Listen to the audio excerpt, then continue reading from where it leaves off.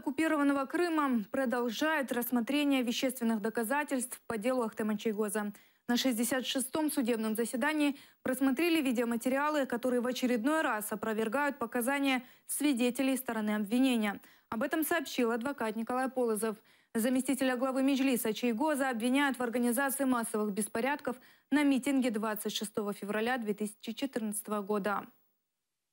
На представленных видеозаписях мы видим, что правая часть внутреннего двора, там, где находился Чийгоз, там абсолютно спокойно, люди стоят, не совершают никаких незаконных действий.